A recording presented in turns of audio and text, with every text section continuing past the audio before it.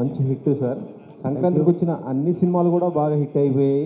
మీరు లేట్గా వచ్చినా కూడా మంచి బ్లాక్ బస్టర్ హిట్ కొట్టారు సార్. Thank you. సో ఈ మొత్తం ఈ ఎంజాయ్మెంట్ ఎలా చేస్తున్నారు సార్?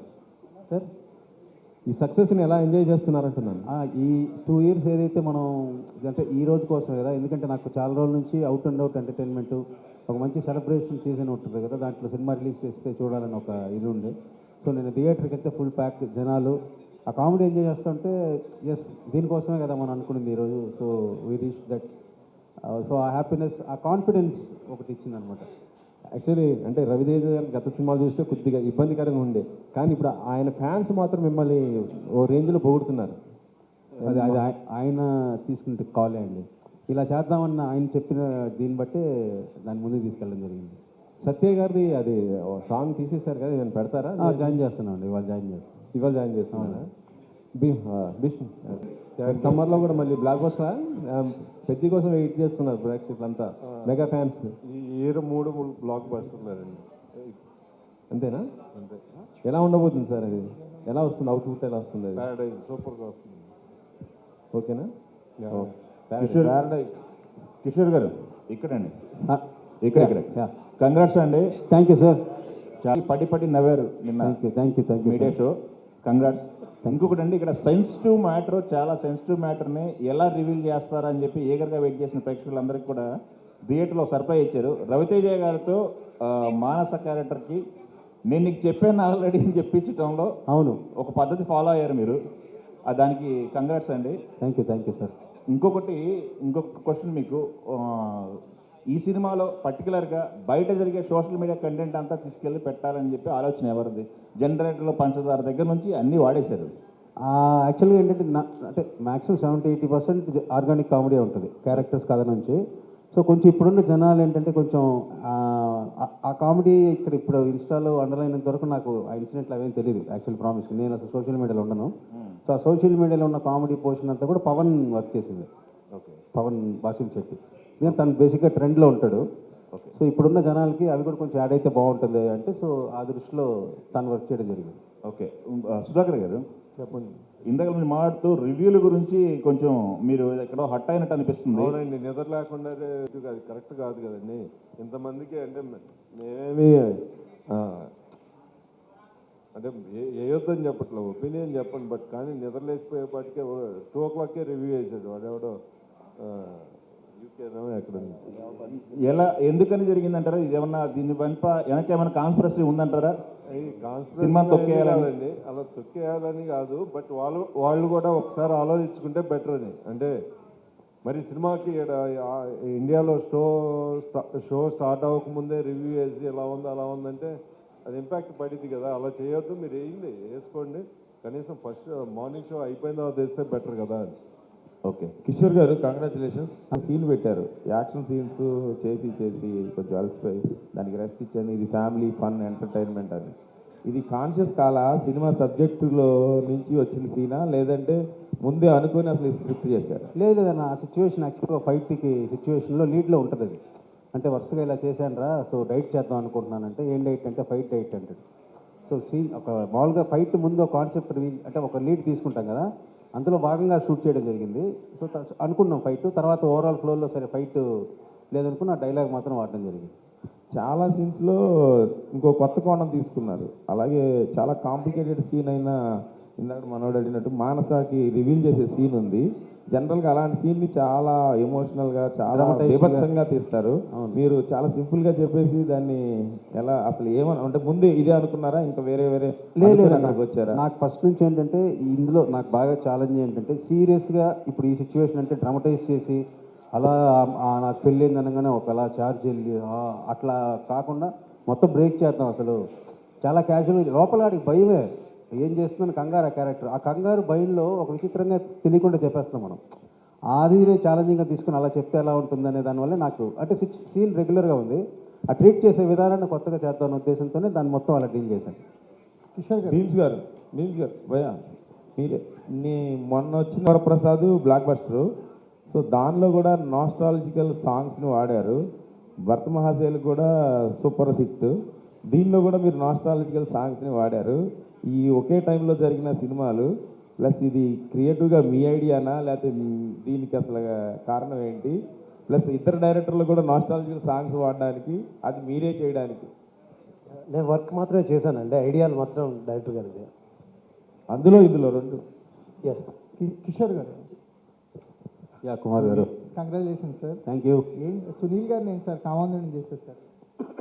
లేదు సునీల్ అన్న యాక్చువల్గా చిత్రలహరి ముందు ఫస్ట్ మళ్ళీ కామెడీ క్యారెక్టర్ ఎంట్రీ వచ్చి చిత్రలహరి. సో దాని ముందు సునీల్ అన్నారు మళ్ళీ నాకు మళ్ళీ కామెడీగా చేయాలని ఉంది తమ్ముడు, సపోర్టింగ్ అంటే ఫస్ట్ చేసిన చిత్రలహరి. అక్కడి నుంచి మళ్ళీ మాకు ఒక చిన్న ఫ్రెండ్షిప్ ఉందన్నమాట. సో మళ్ళీ చేస్తున్నప్పుడు ఏంటంటే సునీల్ అన్న సెటిల్ కామెడీ కాకుండా ఆ టైంలో దుబాయ్ సీను సొంతం ఏంటంటే అసలు ఆ టైమింగ్ కానీ అది ఇంకా ఇంకొకరు రాదు. అది ఆయన మళ్ళీ హోమ్ టౌన్కి వచ్చినట్టు ఉంది అసలు ఆ డబ్బింగ్కి నిజంగానే 3 days తీసుకొని ప్రతి డైలాగ్కి ఇంకా ఎలా చెప్తే కొన్ని మీకు ఆ షాపింగ్ మాల్లో ఉంటుంది పద్మవ్యూహమా పార్కింగ్ అంటే యాక్చువల్ డైలాగ్ వేరే ఉంటుంది. ఆయన డబ్బింగ్లో దాన్ని అడుగుని మార్చాడు. దానికి మొత్తం థియేటర్ అంతా నవ్వారు. సో అంత ఎఫర్ట్ పెట్టాడు ఆయన. సో రవితేజ గారిలో కూడా ఆయన రెగ్యులర్గా కనిపించే మేనరిజమ్స్ లేకుండా మాకు చాలా ఫ్రెష్గా ప్రజెంట్ చేశారు. అంటే రవితేజ గారు అంటే ఆయన బాడీ లాంగ్వేజ్ ఆన్ స్క్రీన్ మాకు బాగా అలవాటైన రవితేజ గారు రెగ్యులర్ మేనరిజమ్స్ ఏమీ లేకుండా ప్రజెంట్ చేయగలిగారు. అదే కాన్షియస్గా తీసుకుని డెసిషన్. అంటే నాకు బేసిక్గానే రాసుకునేటప్పుడు ఒక క్యారెక్టర్ నేను ఒక బిహేవియర్తో రాసుకుంటా కదా. సో ఆయన ఫస్ట్ చెప్పింది ఏంటంటే ఇది నువ్వు ఏదైతే అనుకుంటున్నావో నేను నిన్ను ఫాలో అయిపోతాను.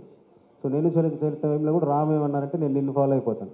సో నాకు తెలియకుండా నేను ఈ క్యారెక్టర్ ఇలా బిహేవ్ చేస్తున్నాను రాసుకుంటాను, వాళ్ళకి ఇలా చెప్తాను, వాళ్ళు ఓన్ స్టైల్లో దాన్ని చేస్తారు. ఇందులో కూడా షూట్ చేసేటప్పుడు 2-3 సార్లు ఇలా చెప్పేసి వెళ్ళిపోతాను నేను. రవి గారు రాంబాబు ఏంటి వచ్చాడు చెప్పేసి వెళ్ళిపోతున్నాడు, ఏంటి ఒకసారి వెనక్కి రమ్మని ఇట్లా ఏంటి ఆగాలి కదా చెప్పేసి వెళ్ళిపోతున్నాడు చూడాలి కదా ఏం చేస్తున్నాడు. సో అట్లా మన ఆ బిహేవియర్ నాకు ఆయన చేయడం వల్ల కొత్తగా ఉంది. హీరోయిన్స్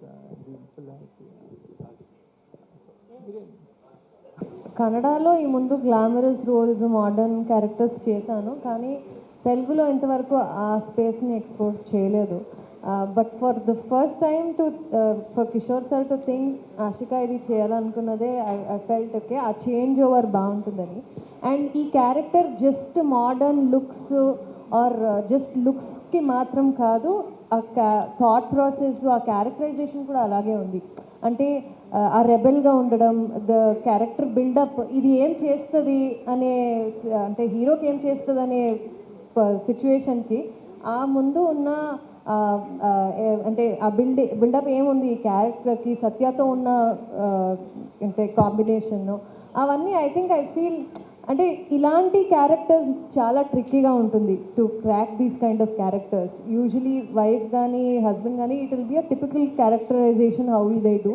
బట్ ఈ క్యారెక్టర్ని చాలా స్వీట్గానే చూపించి తర్వాత ఇది ఎలా రియాక్ట్ అవుతుంది, ఎలా రెబెల్ అవుతుంది అనేది ఆ కాంట్రాస్ట్ ఉంది కదా, that is something was very different.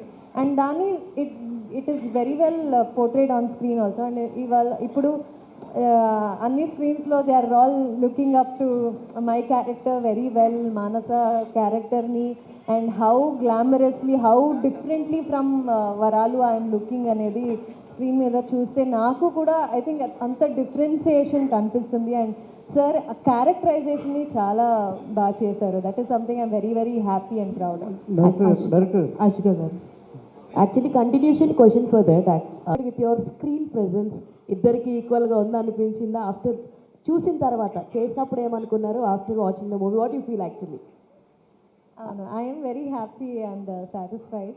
అంటే ఇలాంటి ఒక పెద్ద కాస్ట్ ఉన్నప్పుడు అంటే there are so many comedian characters and supporting characters, కానీ when it comes to the 3 of us మనకున్న ఎస్పెషల్లీ నాకున్న ఫ్రమ్ ద వెరీ బిగినింగ్ సత్యతో ఉన్న సీన్స్ ఈ క్యారెక్టర్ ఎస్టాబ్లిష్మెంట్కి ఇదేం చేస్తుందని క్యారెక్టర్ బిల్డప్కి, తర్వాత once she's back in Hyderabad also there are few scenes with Ravi sir which shows the potential for the performer in me.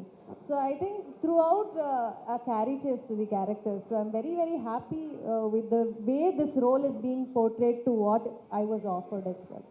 Dimple గారు మీరేం చెప్తారు? యాక్చువల్లీ స్క్రీన్ మేము చూస్తున్నంతసేపు ఆ సీరియల్ సాంగ్స్ ఎపిసోడ్ ఏదైతే ఉందో మేము చాలా హిలేరియస్గా ఎంజాయ్ చేసాం. డిడ్ యూ ఫీల్ దట్ నేను కూడా అందులో పార్ట్ అయి ఉంటే బాగుండు అని మీకేమైనా అనిపించిందా? See as an actor through the film ఉండాలని అందరికీ అనిపిస్తుంది. మనలో ఒక సెల్ఫిష్నెస్ వస్తుంది. So that will be, but నా రోల్ నాకు ఎందుకు చాలా స్పెషల్ అంటే the whole title runs on her. అంటే ఎంతసేపు హీరో గారు ద హస్బెండ్ బాలమణి ఉంది the story runs around her. So I like the hype that is given, that is through the film. సో అది నాకు చాలా నచ్చింది. ఆ స్పెషల్ ఇంపాక్ట్ నాకు చాలా నచ్చింది. అండ్ బాలమణికి భయపడుతూ ఉంటారని చెప్పడం, అంటే దట్ కైండ్ ఆఫ్ ఇండిపెండెన్స్ ఆ క్యారెక్టర్కి ఇవ్వడం నాకు చాలా నచ్చింది. So there is a different perspective తనకి. అంటే జనరలీ వైఫ్ అనగానే టిపికల్గా ఇంట్లో కూర్చుని టిపికల్ రోల్ అని అనుకుంటారు. But I think this makes some difference. Yes, super, congratulations. And Kishore గారు, I will say very huge thank you from my side. ఎందుకంటే I have connected for many scenes అండి, పర్టికులర్గా Bhimavaram Padmalaya theatre కావచ్చు, అండ్ ఆ సీరియల్ సాంగ్స్ కావచ్చు. అండ్ ఒక thing ఏంటంటే మెట్టెల సావుడి పాట కూడా పెట్టేసి ఉంటే బాగుండు అనిపించింది సార్. మన దగ్గర రైట్స్ లేవండి. All the very best. Thank you. Ashika గారు కూడా బాలమణి క్యారెక్టర్లో, సో ఇద్దరికి ఇచ్చిన దానికి 100% న్యాయం చేశారు. అండ్ రవితేజ గారి ఎనర్జీకి మ్యాచ్ చేయడం అంటే అది చాలా కష్టం అని కూడా అర్థమవుతుంది. ఎందుకంటే ఆయన ఒక స్టెప్ వేశారంటే అందులో ఆ వేవ్ కానీ ఆ స్వాగ్ కానీ అది చాలా బాగుంటుంది. సో ఎనర్జీ మ్యాచ్ చేయగలుగుదామా అని అనిపించిందా? అండ్ ఆయనతో పాటు డ్యాన్స్ చేసినప్పుడు అసలు వాట్ ఎవర్ యూ ఫీల్? చాలా కష్టం అండి. అంటే సార్కున్న ఎక్స్పీరియన్స్ అండ్ సార్కున్న ఈజ్, కంఫర్ట్ ఇలాంటి మాస్ సాంగ్స్కైనా or through out to carry the role. అంటే I had to put extra effort for sure. నేను చాలా సటిల్గానే ఉంటాను, బట్ విత్ హిమ్ అంటే టు మ్యాచ్ డెఫినెట్లీ అది ఎక్స్ట్రా పెట్టాల్సిందే. Sir energy it is unmatchable. And నేను అప్పుడు చూసినప్పుడు కూడా ఓకే బాగా చేస్తున్నారే అనిపిస్తుంది, బట్ ఆన్ స్క్రీన్ ఇప్పుడు కూడా I message him in the morning also. అంటే when I saw especially serial సాంగ్ని, ఈవెన్ దో నేను ఉన్నాను ఆ సాంగ్లో, కానీ నేను సార్నే చూస్తున్నాను ద హోల్ టైం. అంటే ఆ ఎనర్జీ ఏముందో like definitely not able to go to any other no artist there. It is just him. Ante andaru dancers unnaru, all girls are like there in the song, but sir okkarne chudalante aa energy, that is a different vibe, and it's only Raviteja sir. So Gaddalakonda గణేష్లో ఒక్క song డాన్స్కి చాలా మంది fans అయ్యి ఉన్నారు. So same question, so మీరు ఎలా match చేయగలిగారు? So ఏమనిపించింది రవితేజ గారితో మీరు స్క్రీన్ ప్రెజెన్స్? రవితేజ గారితో I think this is my second film, and ఆయన ఎనర్జీ నేను ఫస్ట్ నుంచి చూస్తున్నాను. And like you said songs, నాకు చాలా లక్కీ, నా కెరియర్లో మంచి పాటలు పడ్డాయి నాకు, and there are viral songs already. So beat Khiladi, beat Gaddalakonda Ganesh, beat భర్తమాసైల్ విజ్ఞప్తి, మంచి పాటలు. అండ్ ఆయన energy, every song has a different vibe. So అది అలా వర్క్ చేయడం చాలా లక్కీ. అండ్ డెఫినెట్లీ ఆయన ఎనర్జీ అందరికీ తెలిసిందే, and it's unanimously magnanimous. So yeah, డెఫినెట్గా మ్యాచ్ చేయడం చాలా కష్టం, అంతే. కంగ్రాచులేషన్. కిషోర్ గారు, సార్, ఈ సినిమా ముందు వరకు ఉన్న కిషోర్ గారు ఒకటి, ఈ సినిమాతో జనాలకు తెలిసిన కిషోర్ ఇంకోటి. ఏంటి ఈ డిఫరెన్స్ ఏంటి? ఎందుకు ఈ సినిమాకి అంత అగ్రెసివ్గా మీరు అగ్రెసివ్ పార్ట్ తీసుకోవాల్సి వచ్చిందా? ఎందుకు తీసుకున్నారు? ఏంటి అసలు? అంటే హార్ట్ఫుల్గానే అలా అనిపించింది నాకు. అంటే నేను అంత ఎంజాయ్ చేశాను స్క్రిప్ట్ కానీ, ఇప్పుడు థియేటర్లో కూడా చూస్తుంటే నాకు ఇప్పుడు దాకా ఏంటంటే ఒక లిమిటేషన్ ఉండేది కదా ఈ సినిమా, నాకు ఒక ఇమేజ్ కానీ.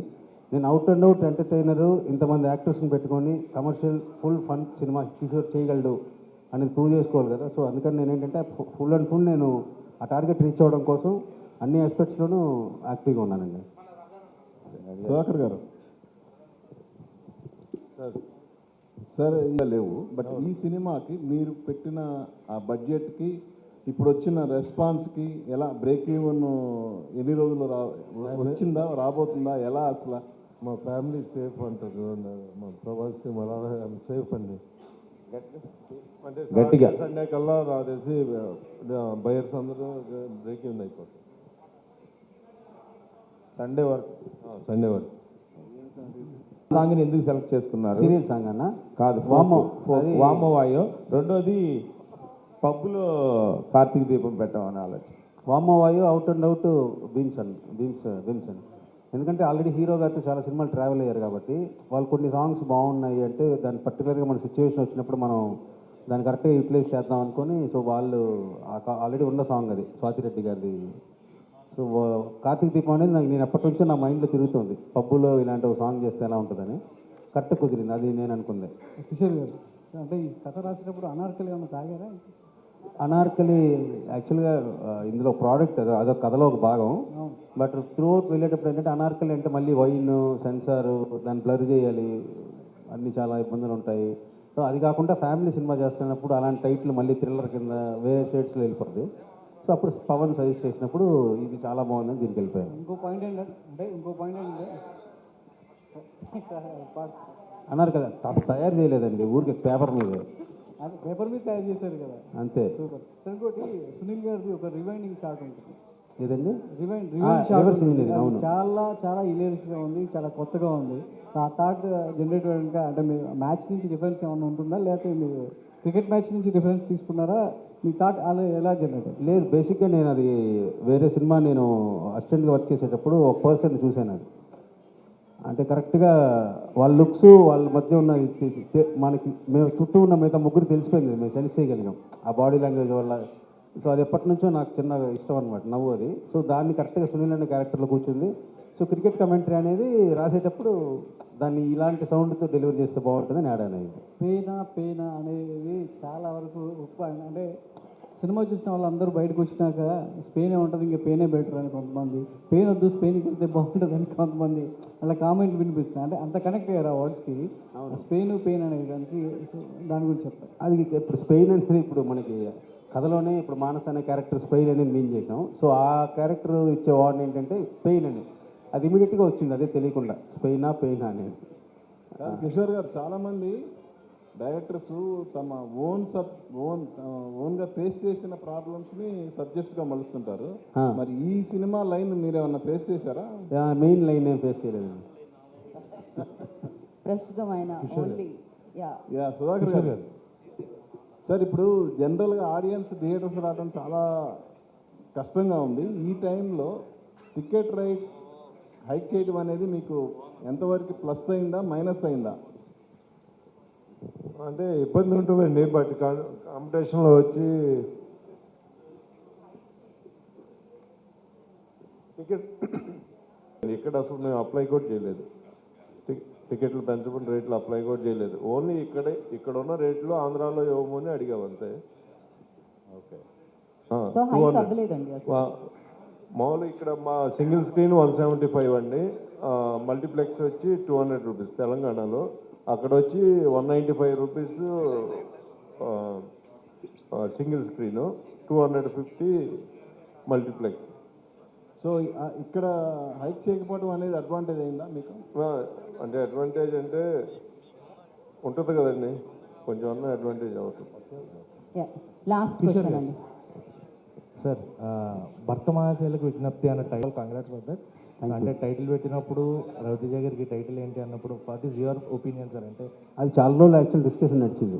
మన చుట్టూ టీం ఉంటాం కదా పనిచేసే వాళ్ళు, అదే ఆయన మీద భర్త మహాశైల విజ్ఞప్తి, ఆయన మీద ఎందుకు అంత పెద్ద టైటిల్ ఎందుకు, కొంచెం ఈజీగా క్యాచ్గా సింగిల్ వర్డ్ అయితే బాగుంటాయి. ఇవన్నీ ఇలాంటి టైటిల్ పెట్టినప్పుడు ఇలాంటి డిస్కషన్ కామన్గా జరుగుతాయి.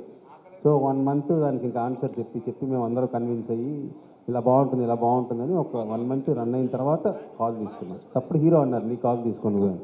అండ్ లాస్ట్లో డంషలట్స్ పెట్టి అది ఒక 2 minutes అలా కట్ చేశారు. అది లెంత్ తీసిన సార్, లేకపోతే అంటే అది బాగా వర్కౌట్ అయితే ఇంకా ఎక్కువ ఉంటాయి అయింది. ఇంకా టువర్డ్స్ క్లైమాక్స్ వెళ్ళిపోతున్నాం కదా అని కొంచెం ఇంకొక బిట్ మురళీధర్ గౌడ్ది ఉంది, ఆయన మురళీ గారిది.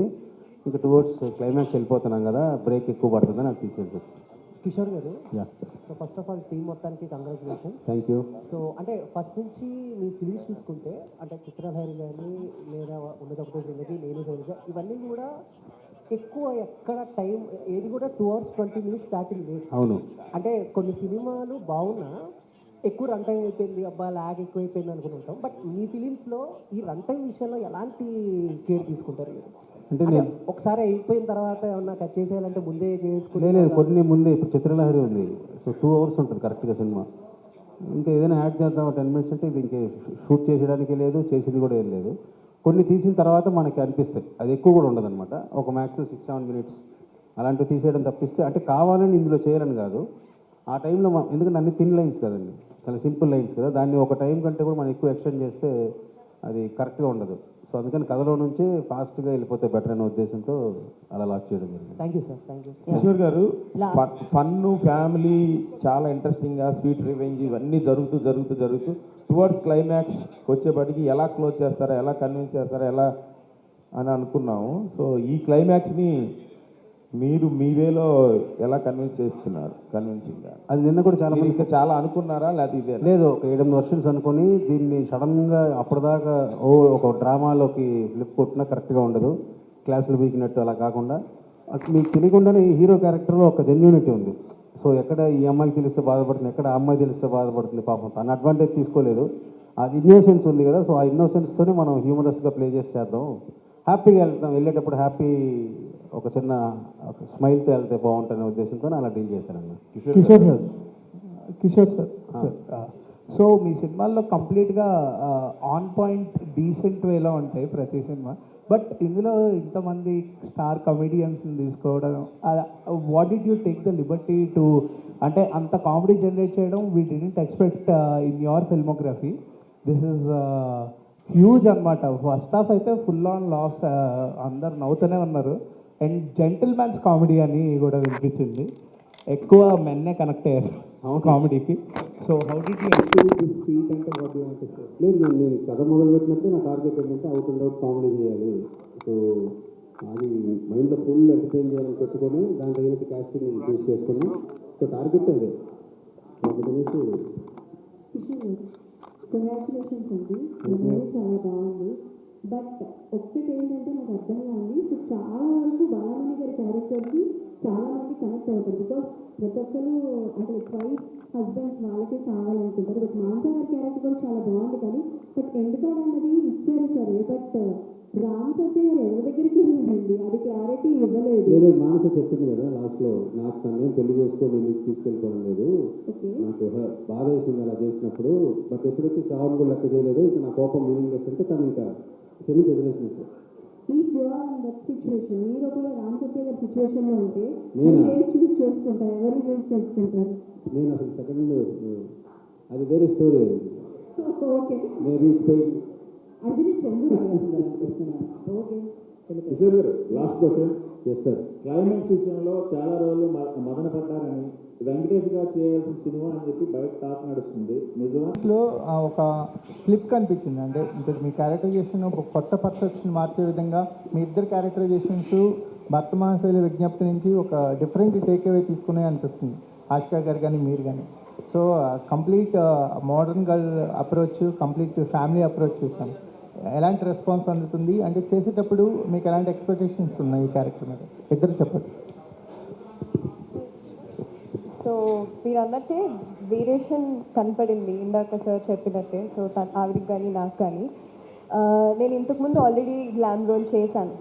వాట్ షీ ప్లేడ్ ఆల్సో ఇలా యూనో బికినీ కానీ లేకపోతే టిపికలీ గ్లామ్ రోల్ బాసీగా కనపడ్డ ఆల్రెడీ నేను చేశాను. అండ్ రవితేజ గారి పక్కన కిషోర్ గారు ఫస్ట్ ఇలా చెప్పినప్పుడు ఇట్ వాజ్ సేమ్, డిఫరెంట్గా ఉంటుంది, డిఫరెంట్ పర్సెప్షన్ ఉంటుంది, లెట్స్ ట్రై అనుకున్నప్పుడు నాకు ఎక్సైటింగ్గా అనిపించింది. And that is what is shown today. ఈరోజు ప్రతి ఒక్కళ్ళు everybody is talking about my eyes. So I think it's worth the while for a change. Yes.